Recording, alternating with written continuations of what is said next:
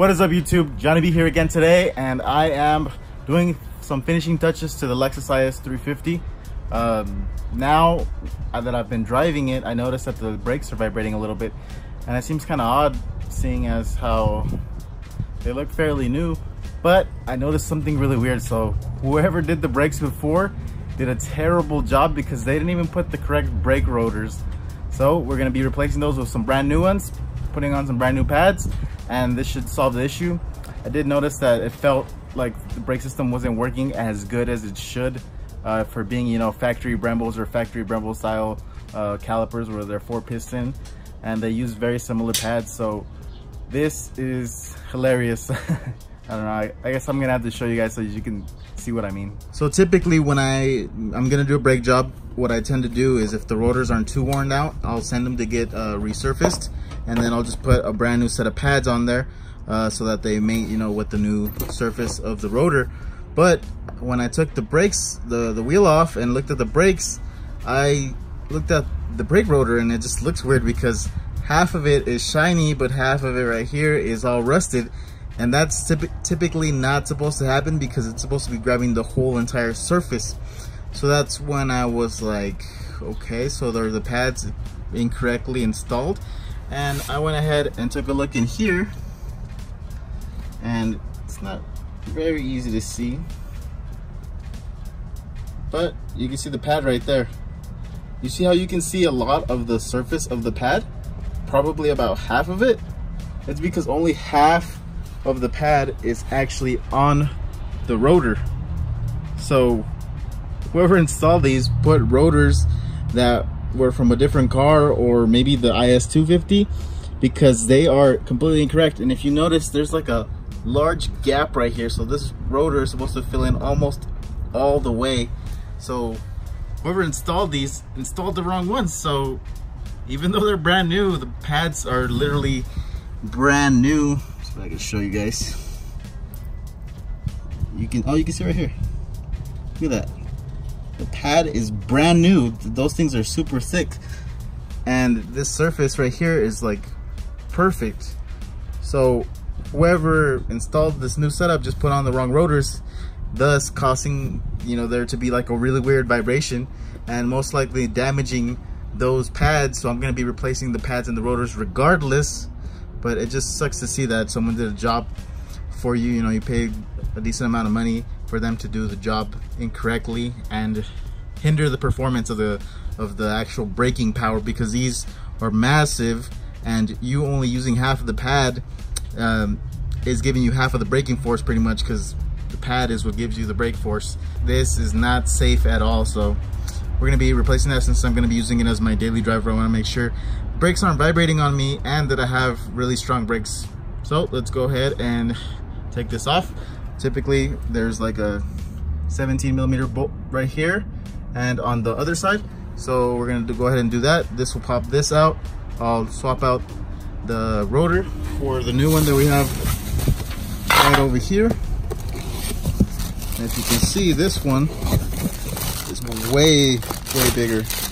Let me pop it out so I can show you guys. So here is the new rotor, and look at the one that's on there. Like, can you see the massive difference between size? This is only around 3 of my fingers, and this is clearly 4 fingers, and it even has like an indentation right here, an opening to add, you know, to the cooling.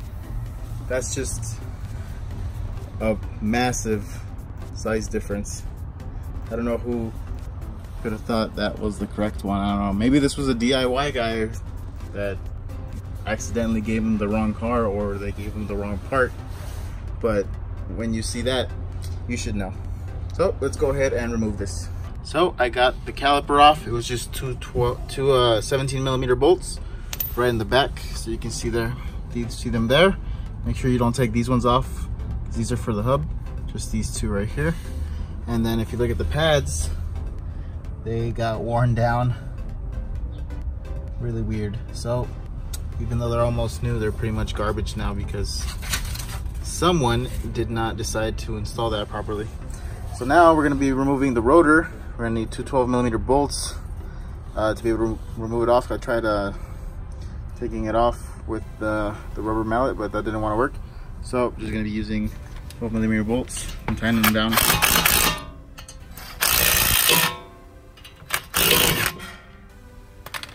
There we go. Worked like a charm. And then now we can go ahead and put the new one on. But before that, we're gonna clean up the surface a little bit, make sure it sits flat. Got the new rotor on, just gave it a little bit of brake clean to get all the oils off of it. And now we can go ahead and put that on. These pads need to be removed from the outside, so typically when you change your pads on Brembos and similar ones like this one, you don't need to remove your caliper to change the pads. But in this case, I need to remove it just to swap out to the new rotors. So let's throw that back on, and then we'll take the pin off the back, pop out the pads, throw in the new ones, and then continue on to the other side. So we got the caliper back on, and just to show you how easy it is to change these out, this has a little pin right here. Look at that. I'm gonna do it with my hand. You can do it with like a little flathead screwdriver if it gives you a little bit of trouble, and then I'm just gonna pull the pin out. So obviously I might need to use both hands for this. I'm just gonna go ahead and finish pulling that off. This clamp will come off, and then we will have access to the brake pads. So let me go ahead and take that off real quick.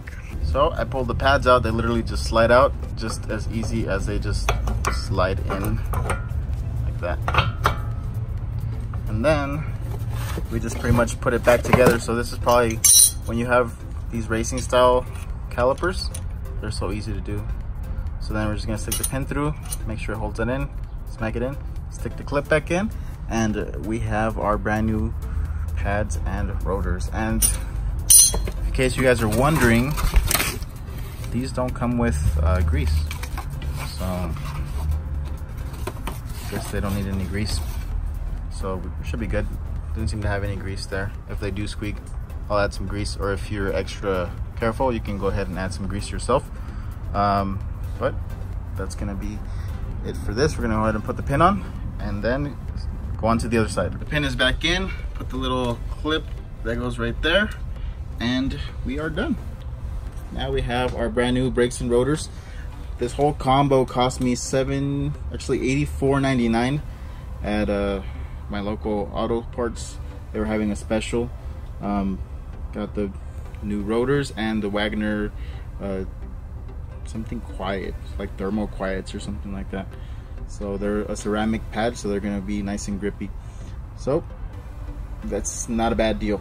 So that's how you install your rotors and your brake pads on a 2006 to 2013 IS350, because the IS250 is a bit different, and they probably have a different caliper as well.